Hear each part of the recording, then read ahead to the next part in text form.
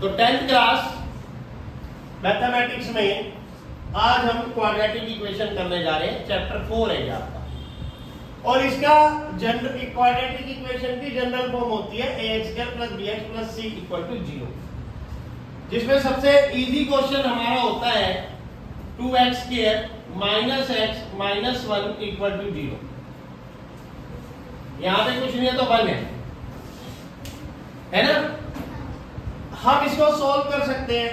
हमने एक क्वेश्चन और बनाया 6x² - 25x - 9 = 0।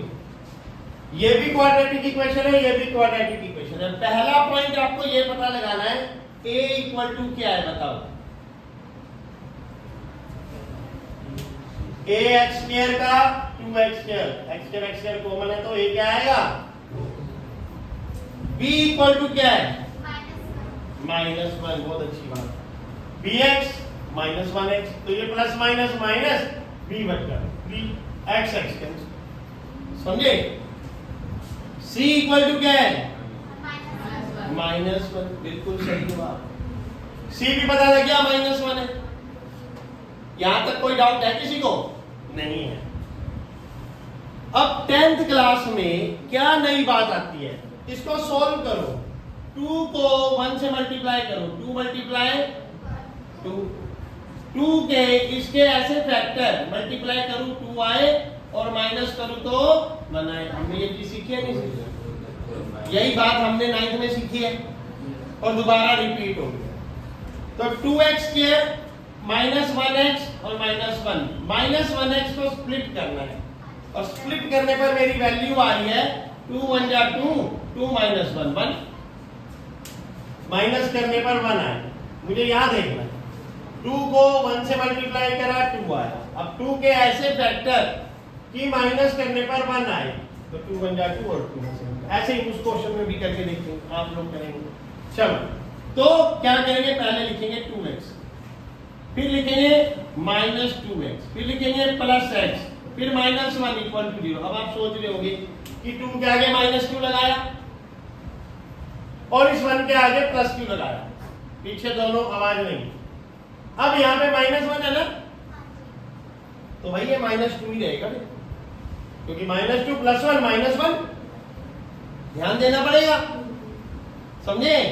अब ये -1 लास्ट में आ गया, मतलब 2x² तो ऐसे भी लिख दिया, -1x को -2x + x लिख के -1 लिख दिया। यहां तक कोई दिक्कत। अब इन दोनों में कॉमन लेना है और इन दोनों में कॉमन लेना है। इन दोनों में 2x common, x - 1 +1 common, x - 1 = 0। ये स्टेप भी क्लियर है। पीछे 9th का ये भी, ये क्वेश्चन 9th का, ये इसका सॉल्यूशन 9th से लिया, यहां पे ये स्टेप भी 9th में करा। आगे करते हैं, ये कॉमन x - 1 और 2x + 1 = 0। अब आपके सामने फिर वही बात आ गई कि ये कॉमन लेने वाला स्टेप भी 9th में किया, और अंदर 2x + 1 बचा, ये भी 9th का। अब x - 1 = 0, तो x = 1। सिमिलरली 2x + 1 = 0, 2x = -1 और x = -1/2।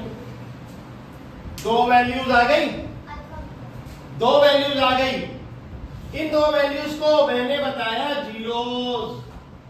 ये बात कब बताई मैंने, 9th में 10th में। 9th का क्वेश्चन रीड करा था, उसमें फाइंड द 0 लिखा था, तो 9th की हुई ना। अब 10th में हम इसको क्या करते हैं, 10th में हम इसको कहते हैं भैया ये तो अल्फा है और ये बीटा। अब बताओ 10th में तो शब्द बदला ना, 10th में सिर्फ वर्ड बदला, अल्फा बीटा। 9th तक तो वही काम करा, ये जनरल फॉर्म, इसका सॉल्यूशन में 9th वाला सारा, लास्ट में आके 10th वालों ने कहा ये तो अल्फा बीटा है। तो बताओ भाई इसमें कोई नई बात आ गई। फिर अब आएगी असली बात। इतना काम 10th बोर्ड एग्जाम में 2 मार्क्स का आ सकता है और 1 मार्क्स का भी आ सकता है, इतना काम सिर्फ। अब 10th बोर्ड में और क्या चीज इसमें इंक्रीमेंट हुआ, ध्यान देना। अब है 10th का काम, अब 10th बोर्ड का काम आ। 10th बोर्ड में इसमें क्या बना, sum of zeros, sum of zeros equal to minus b upon a. अब ये माइनस बी कहां पे है भैया? ये रहा बी, हमने लिखा है। ए कहां पे? ये रहा 2, हमने लिखा है। तो सम कौन कौन? जीरोस। जीरोस कौन है? Alpha plus beta equal to minus b बटे ए।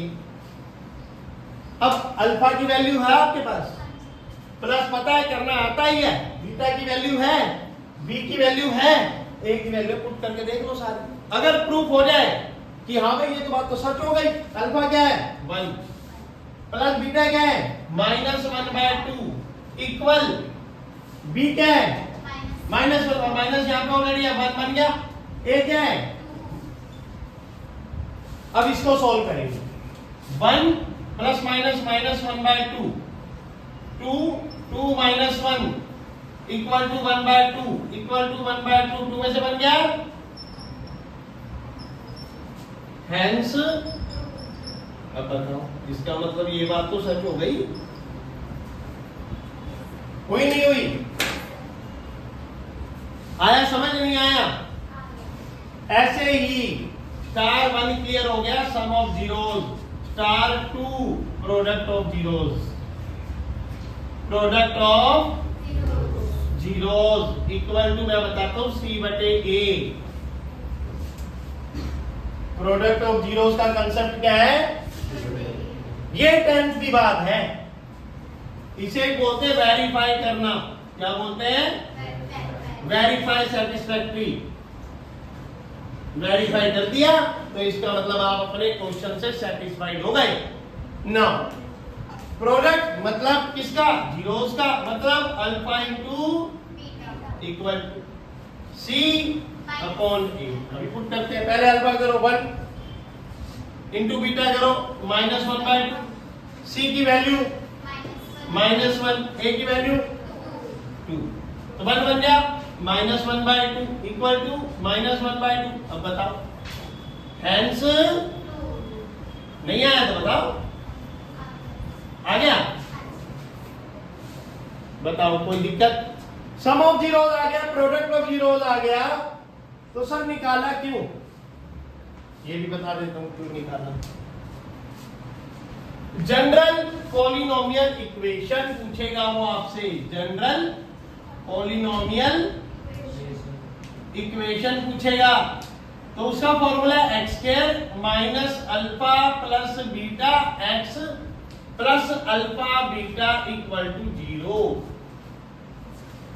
x² यही बात है, minus alpha plus beta sum of zeros, ये वाला आंसर, x मतलब यही वाला, प्लस अल्फा बीटा मतलब की प्रोडक्ट ऑफ जीरोस का answer.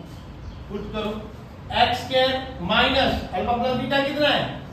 1/2x plus alpha beta कितना है? -1/2 इक्वल टू 0। इस इक्वेशन को मल्टीप्लाई 2 कर दो। क्यों कर दो? क्योंकि एलसीएम 2 है ना, 1/2। अगर मल्टीप्लाई 2 करोगे तो 2x² को 2 से करोगे तो क्या आएगा? 2x²। अगर -1/2 को 2 से मल्टीप्लाई करोगे 2 कट जाएगा, क्या आएगा? -1x। -1/2 को 2 से मल्टीप्लाई करोगे 2 कट जाएगा, क्या आएगा? -1, और प्लस से मल्टीप्लाई करोगे तो क्या बनेगा? -1 इक्वल टू, अब ये फेस और ये फेस सेम हो गया। अब बोर्ड एग्जाम में ये क्वेश्चन मतलब आपका क्लियर हो गया, पूरा क्वेश्चन वेरीफाई हो गया। जिस क्वेश्चन के हमने शुरुआत की थी सॉल्व करने की, सॉल्व करके अल्फा बीटा निकाला, सम ऑफ जीरोस पे काम किया, प्रोडक्ट ऑफ जीरोस पे काम किया, वो दोनों वेरीफाई हो गए, उनकी वैल्यू को इसमें रख दिया जनरल फॉर्म में, तो आपकी वही इक्वेशन बन गई जिससे आपने काम शुरू किया था। तो इसका मतलब आपका आंसर परफेक्ट आ गया। अब ये पूरा काम 4 मार्क्स का, 10th बोर्ड एग्जाम में ये पूरा काम इस बोर्ड में जो क्वेश्चन मैंने किया है, आज मैं आपको ऐसे 5 क्वेश्चन दे दूंगा और ये 5 क्वेश्चन में सबसे पहला काम अल्फा बीटा निकालने का जो 9th क्लास में था 2 नंबर का, फिर सम ऑफ जीरोस निकालना, उसको वेरीफाई करना, फिर प्रोडक्ट ऑफ जीरोस निकालना, उसको वेरीफाई करना अल्फा बीटा से भी और इक्वेशन से भी, फिर पॉलिनोमियल इक्वेशन बनाना। जो ये काम कर देगा वो 4 मार्क्स बोर्ड एग्जाम में ले लेगा।